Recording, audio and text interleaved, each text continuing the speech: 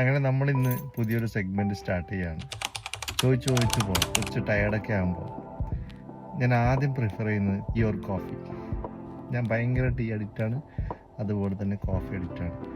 നമ്മൾ കുറച്ചൊക്കെ ടയർഡാകുമ്പോൾ ഞാൻ കൂടുതലും പ്രിഫർ ചെയ്യുന്നത് ഒന്നെങ്കിൽ ചായ കുടിക്കാൻ പോവാം, അല്ലെങ്കിൽ കോഫി കുടിക്കാൻ പോവാം.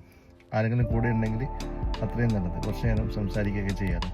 അപ്പോൾ നമ്മളെപ്പോലുള്ള ചായ ലവർ അല്ലെങ്കിൽ കോഫി ലവർമാർക്ക് അടുത്തുള്ള നല്ല ചായ സ്പോട്ട് പരിചയപ്പെടുത്തുന്ന ഒരു സെഗ്മെൻറ്റ് ചോദിച്ചു പോകാം. അപ്പോൾ നമ്മളെ ഈ സെഗ്മെൻറ്റ് എന്ന് പറയുന്നത് പെയ്ഡ് പ്രൊമോഷനൊന്നുമല്ല കേട്ടോ. തികച്ചും നല്ല ചായ കിട്ടുന്ന ഇടങ്ങൾ നമ്മളൊന്ന് എക്സ്പീരിയൻസ് ചെയ്യാന്നുള്ള ഉദ്ദേശം മാത്രം. നിയറസ്റ്റ് നല്ല ചായ കിട്ടുന്ന ഒരിടത്തേക്ക് ഞാൻ വേണമെങ്കിൽ ഇതിൻ്റെ പ്രൈസും കൂടി പറയാം കേട്ടോ. ചായ നല്ലതാണോ എന്നും അതിൻ്റെ പ്രൈസും.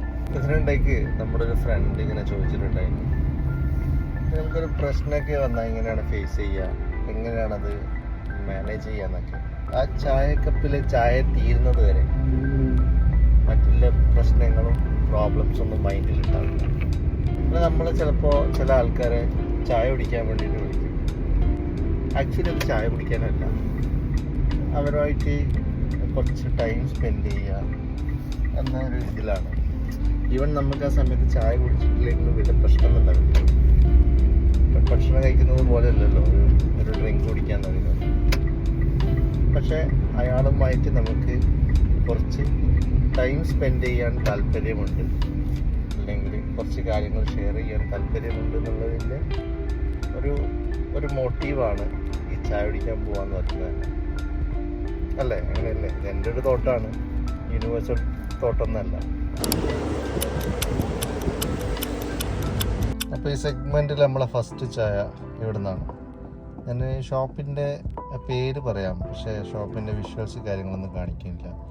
ചിലപ്പോൾ അതൊരു പ്രൊമോഷനായി പോകും എന്ന് വിചാരിക്കുന്നതുകൊണ്ട് ചിലപ്പോൾ ഭാവിയിൽ നമ്മൾ കാണിച്ചേക്കാം, പക്ഷെ ഇപ്പോൾ ഒന്നും കാണിക്കുന്നില്ല.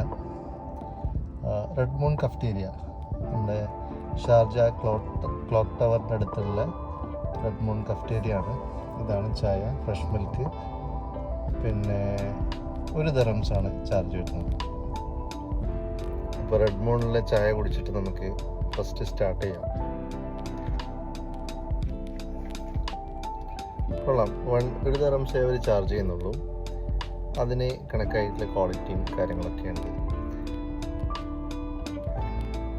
സ്നാക്സ് വേണ്ടവർക്ക് അതുണ്ട് കേട്ടോ. നമുക്ക് പിന്നെ അതിലേക്ക് പോയിട്ടില്ല. നമ്മൾ ചായയാണ് മെയിൻ ലക്ഷ്യം, അതുകൊണ്ട് ചായ മാത്രം നമ്മളിപ്പോൾ ഇൻട്രൊഡ്യൂസ് ചെയ്യുന്നുള്ളൂ. സ്നാക്സിൻ്റെ ഭാഗത്തേക്കൊന്നും പോകുന്നില്ല. ഓക്കെ.